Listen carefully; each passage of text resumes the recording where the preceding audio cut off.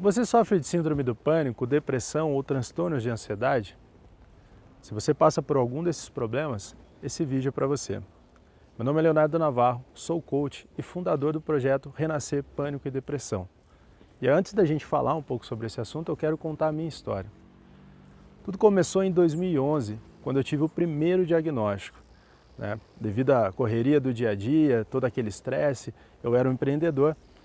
Então, eu comecei a sentir os efeitos da ansiedade, do transtorno de ansiedade.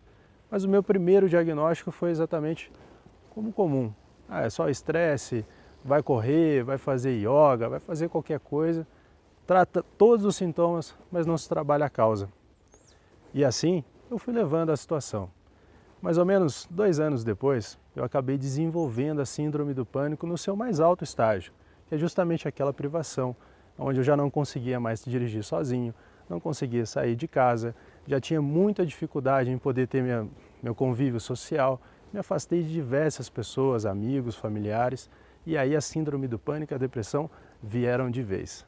Se você já passou por isso ou você está passando por isso, você sabe muito bem o que eu estou falando. Num determinado momento, com o tratamento convencional e tudo que é o tradicional, eu me cansei. Eu não queria aceitar aquela situação.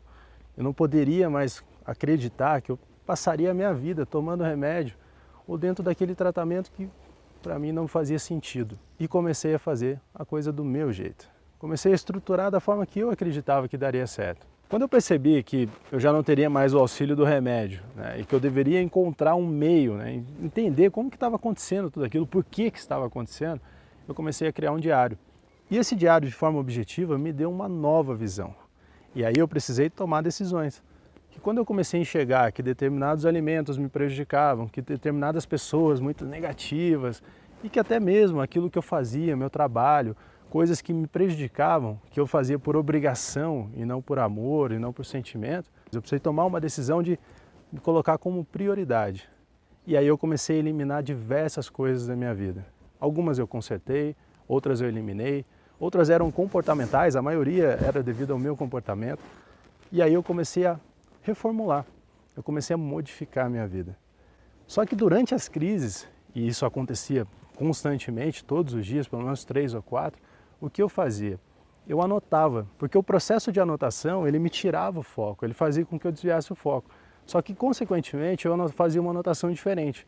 Eu anotava o que eu sentia, os sintomas que eu estava sentindo naquele momento, a forma que eu estava conduzindo, então eu colocava isso daí e colocava data e horário. Por quê? O fato de eu saber que ontem eu sentia aquelas dores no peito, a tontura, o formigamento no braço e todo o processo, o enjoo, e ontem eu consegui sobreviver, isso aí me fazia muito melhor. E esse processo foi se dando, que foi o processo de racionalização.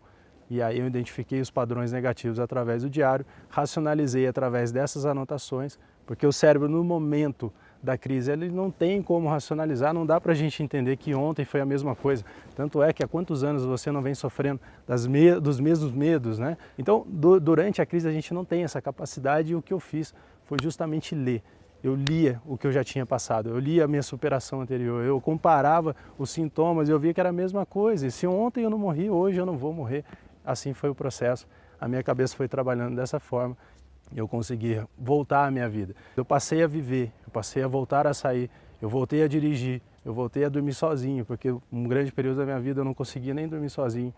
Então, uma série de coisas aconteceram, eu comecei a retomar a minha vida e aí o processo de autoconhecimento, o processo de evolução se deu a partir dali. Com toda a bagagem e com todas as informações que eu tive dentro desse processo de ajuda, desse processo, desse contato direto que eu tive com pânico, com pessoas com pânico, com depressão, com transtorno de ansiedade, com TAG, eu consegui sintetizar um caminho muito mais completo. Todo esse material foi uma bagagem que eu trouxe para essas quase 1000 conversas que eu tive em 2 anos, de ajudar as pessoas, de dar suporte, que realmente resolve o problema. Você tem todos os passos necessários para você resolver o seu problema. Então, quando você começa a fazer o diário de forma objetiva, você passa a entender um pouco mais o que está acontecendo na sua vida. E aí você precisa tomar decisões e saber se você realmente quer resolver ou se você quer continuar postergando e acreditando que um dia, por um milagre, as coisas irão mudar daquilo que você já vem fazendo todos os dias.